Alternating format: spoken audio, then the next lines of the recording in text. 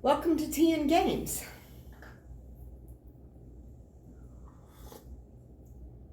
Or perhaps I should say pizza and games. Last night we got together with a couple of people for pizza and board games. The tea today is Yorkshire Gold. I think I will set it almost outside here maybe. Before that, we played a couple more games this weekend, which, if you've been watching, you won't be too surprised about. Remember I said in the last video that we started playing silver again, and when you play silver, then it just makes you want to play more silver. So we didn't have coin, and I mentioned that we just went ahead and ordered coin. So it came in, and we've gotten a number of plays of coin in now. This weekend. This is all before people came over to play board games. Each set of silver is different from the other one, has a different mechanic, a different feel to it. And if you're not aware of this, the cards can be interchanged between the different silver decks: amulet, dagger, bullet, and coin. There are 4 of them. We've now got all of them. As long as you keep the same proportion of numbers of the numbered cards, like 2 zeros, 2 13s, 4 everything else. So this means that you can get different effects by swapping cards between decks and mixing and matching. The special abilities on these cards, I don't know, for some reason they just didn't really grab us, not like some of the other decks. But on the other hand, while we may have been just kind of, so on the special abilities in this deck, part of that may just be our own particular preferences and style of play. I would say that the decks are very idiosyncratic in some ways, and how much you like them really depends upon what you want to do and how you play. But I will say, though, that there aren't any of the cards in this deck that we absolutely hated, which is not something that I can say about some of the other silver decks. Some of the other silver decks have cards that both of us just hate. It's like, and those cards are never going to be included in any customized deck. This had no cards we hated. It just had cards that we're just sort of ambivalent about in terms of the special powers. But we got the hang of them, and we played it, and we enjoyed it, and we're going to have some fun mixing and matching these in, because there were certain cards that when I played them, I was thinking, and this would work really well with this card or that card from other decks. So yeah, we may go back into that whole making custom silver decks and playing them. You can get some really interesting, nifty, and sometimes brutal effects, and you can also just totally break the game by swapping cards between the decks. You really kind of have to pay attention to what you're doing. You can't just say, I like that card, and I like that card, and I like that card, and I like that card, and all of these cards are going to go into the deck, picking out the numbers of all your favorite cards, because that may actually not give you something that plays really well. So yeah, you can get all kinds of interesting and occasionally dysfunctional effects when you mix and match. But we've got all 4 silver now, so yeah, there's going to be a little bit more silver binging. And also this weekend, before people came, we played Village Rails more.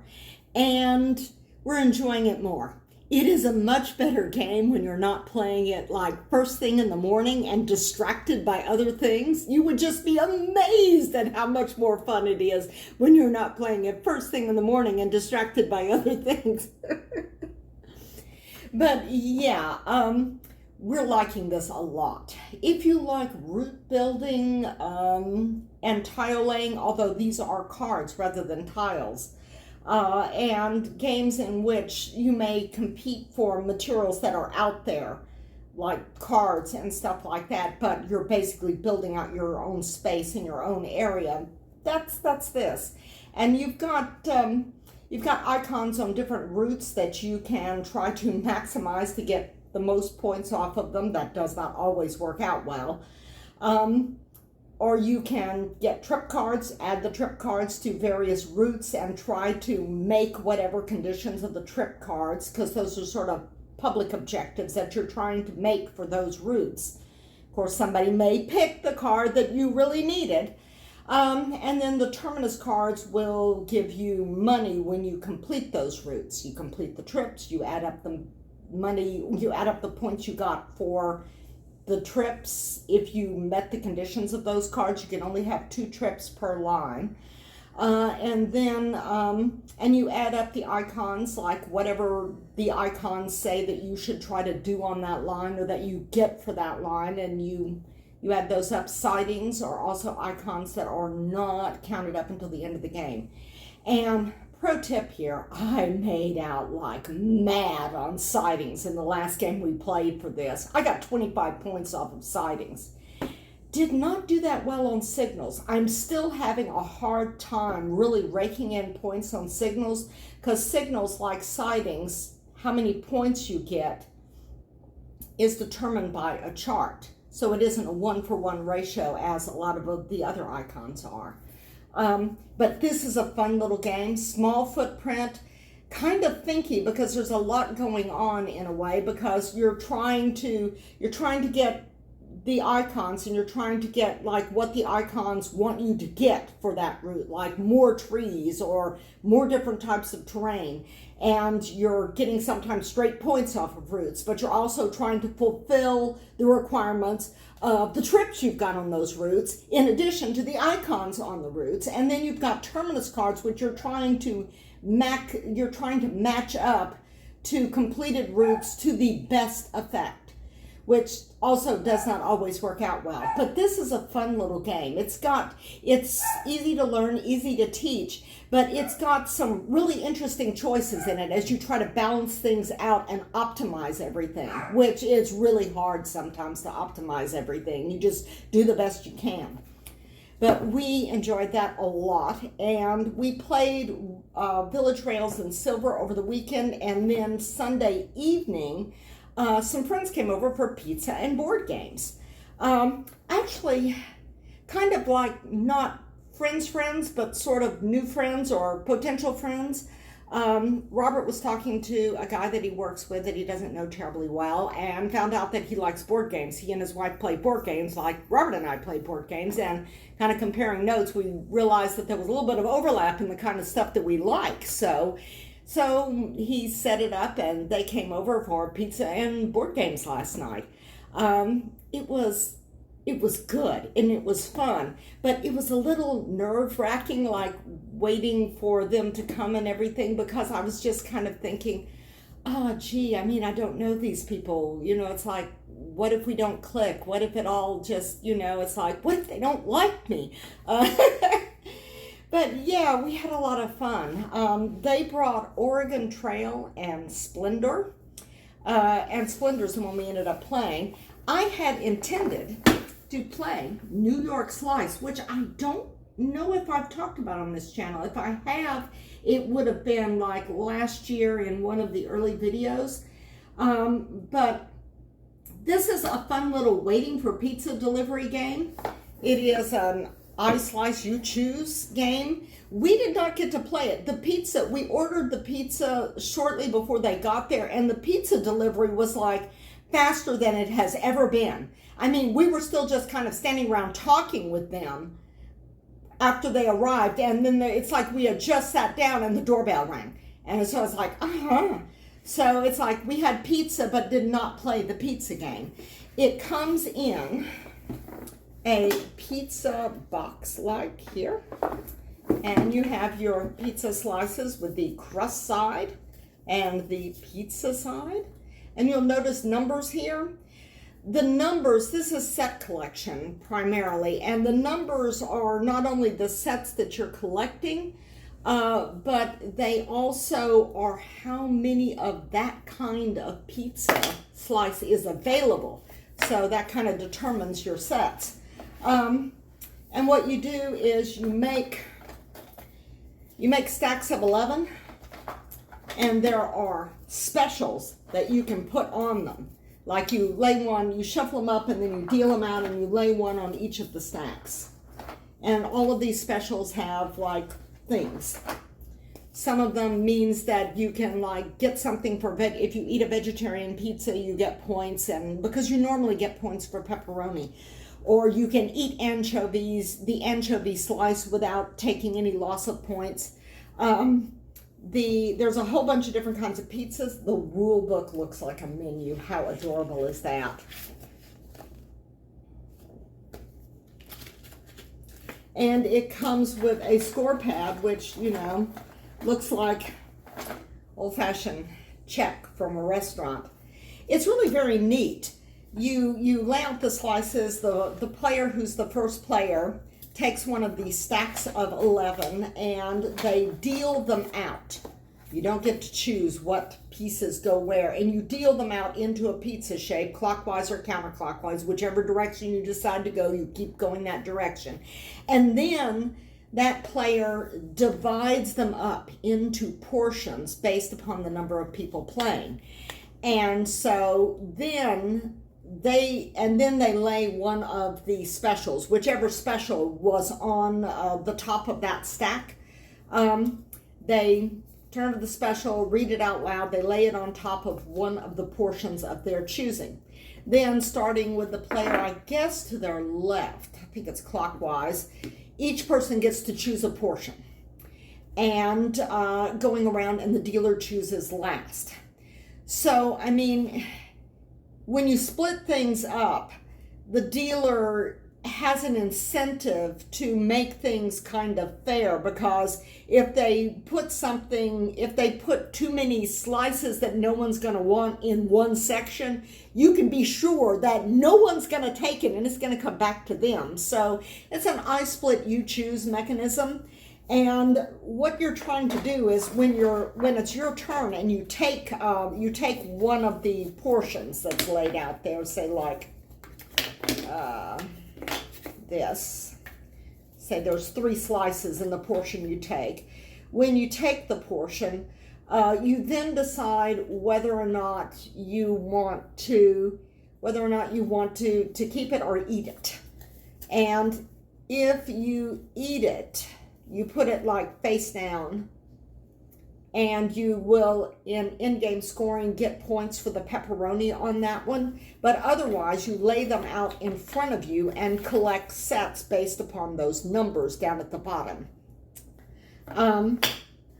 There is an all anchovy pizza slice, and this slice is negative points unless you accidentally manage to get a special, and there are far more specials than there are portions, so there's no guarantee it would even be in the batch that allows you to eat the anchovy. But if you've got the anchovy, then you're going to lose points in in-game scoring. There are anchovies on some of the other slices here, and of course I'm not turning any of those up. Now that I'm looking, here, see, this has 1 anchovy on it. Now, if you don't eat that slice, if 8s are what you're collecting, then you're going to lose a point, I think. You're going to lose something in the final scoring for that anchovy. But you do have the option, if you get like a stack that has a portion that has an anchovy on it, you can decide that you will eat that one, which means that you would get a point for the pepperoni at the end. And then put the other one in the set collection thing. There are some slices that have 2 numbers on them, and you get to decide which stack they go into, whether you're collecting 9s or 11s in this particular case. And I believe, if I'm remembering correctly, I'd have to check the scorebook for this. Whoa, and I dropped something. Of course I did. Of course I did. I drop things a lot. If you're a new subscriber, and welcome to my new subscribers, I drop things a lot, and I dump things out on the table, and I lose things. It all happens here. But yeah, I was going to look over the instructions again and refresh my memory on some of the finer points, and there are not a lot of fine points to this. I mean, this is a game that if you've ever played it, you can just kind of look over the rule book like for a minute before you sit down and for the finer points to do the teach, you know, but it's easy. It's just really easy. And I left no room to put the specials back in here. But yeah, the specials, this gives you something on a future round. And this is saying that you get 3 points for every veggie slice eaten, whereas normally you only get points off of the pepperoni that's on them. So there's pepperoni on most of them. Let's see if I can fit it all back in here. And if I can't, I'll worry about that off camera. And I can't. Yeah, look. So we didn't get a chance to play New York Slice. We've played it a couple of times. We played it at the game store when we first got it. We played it with the family, which I really thought it would be a big hit with them. And again, it was while we were waiting for pizza to get here. But it just kind of fell flat. Nobody seemed really interested in playing, and they were just kind of going through the motions. I don't know. Maybe they were just really hungry and wanting the real pizza. Because there were some comments that this, the slices look good enough to eat, but you can't eat them. So it's like preferring to have real pizza. The game we did play was Splendor, and they had Oregon Trail, and they looked over our game shelves, and there were a number of games that they were kind of interested in. But we decided on Splendor because Splendor is a game we all know. Robert and I haven't played it very many times, and we did abysmally playing it with them. I think they probably played it a lot more than we have, because this is one that we've only gotten recently. But we had a lot of fun playing with them, and actually managed to teach them something new, even though we played very, very badly, because they did not know about or remember about, they didn't know about the rule that said you can only have so many gems, because they talked about they played with somebody who hoarded gems. And I'm going like, no, you can't do that, because I mean, that makes the game incredibly difficult. And I'm going, no, you can't do that. It's like a maximum, there's a maximum number of gems. I think it's like 10 or something. So they looked at them, the rule book, and they're going like, oh man. So it's like, that's going to make their future games with certain other people a lot easier. I love these coin-like gem things. They've got a nice heft to them. They're heavy. They feel good in your hands. They look nice and shiny. Were a huge number of ruby cards out last night, and very few emeralds and sapphires. We were all kind of fighting over the emeralds and sapphires and going like, oh, and I knew you were going to take that, right? Because, I mean, that's like a turn over a gem, and he's going like, yeah, I kind of think I have to take that. And I'm going like, if you don't take it, I will, But Robert managed to stack up quite a lot of emeralds. He did better than I did. I came in dead last. I did not even get any of the nobles. If you have not ever played Splendor, and believe it or not, there are people out there that haven't played Splendor, even though it's a classic, because we hadn't played it until maybe 6 months ago, and we haven't played it all that often. See the nice clank of those things? I highly recommend it. It is an entry-level game, but it's one of those entry-level games that's kind of thinky. Because, and this is one of the things that I'm having trouble with, I think that if I played it often, I would get the hang of it, but it's kind of engine building in the sense that you buy cards. Some of the cards have points on them and some don't, but every card has a gem value on it, a single gem. So you might pay a certain number of gems to get this card, and that card has a diamond gem on it. That means that when you are purchasing other cards that have like 2 diamonds, 3 rubies or something, that you would need 1 less diamond to get that, because the card defrays the cost. So you're collecting up those cards, and they help defray the cost, and then you can buy deeper into the stack cards that are worth more. Cards that cost more are generally worth more, and that gets you more points. But you're also, the more cards that you get of certain kinds of emeralds allow you to get, what are they? The nobles. Because they take a certain number of those. And those numbers on there are not numbers of the little gem coin thingies. Those are cards that you must have. So we had a lot of fun playing this. I mean, just a huge amount of fun. And that's one of the things about Splendor. Splendor is one of those games that you can have a tremendous amount of fun playing the game, whether you win or lose, because the gameplay itself is just so deeply satisfying. It's just tremendously enjoyable to play. We like games that are fun to play, games that allow you to banter with each other over the table, and that have competition, but not anything that's too vicious. Although, you know, it's like they took the gems I really wanted, the cards I really wanted, they took them. It just seemed like everything I did took longer than I thought it would, and it's like I just could never get momentum going. But I had a lot of fun. And I mean, that's what it's all about with board games, is having a lot of fun. So, talking with him, we found out about yet another person that Robert works with who likes to play board games that Robert didn't know about. So, yeah, it's like, and that person probably also knows another person. So we're kind of starting to chain board game players that are completely separate from the board game groups that are local here. Just people that we know from other things, but don't know terribly well. And I would say that sitting around a table playing games with someone, you learn a lot about them. You find out like if they're in it for the fun. And obviously they were having fun. And I mean, it's like we're all playing very hard to win, but we are also playing very, very hard to have the most amount of fun while we do it. Or in my case, having the maximum amount of fun while losing horribly. But anyhow, that's kind of how our weekend went. We did a couple of small box games, multiple plays of everything, and we had a lot of fun doing that. We had really, really great pizza from our local pizzeria, but did not get to play the pizza game. But I wanted to show y'all the pizza game in case I hadn't already, because it's fun. You do have some interesting decision choices as to whether or not to set collect or eat the slice for points later at in-game scoring.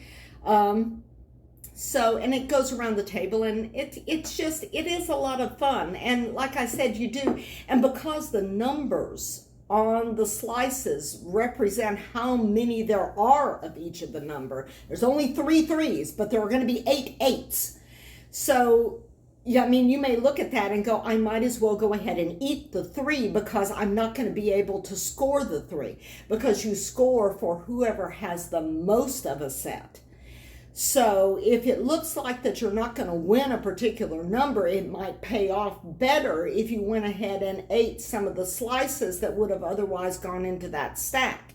So the decision-making process, you may end up changing strategies midstream. Not that this is a particularly strategic game, it's just kind of fun.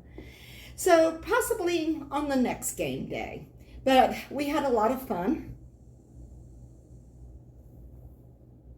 And I hope you had fun playing games this past weekend too. It was good sitting around the table talking to you and sharing the games that we played. There was nothing terribly new or earth-shaking about any of these games, but I can guarantee you that all of them are fun.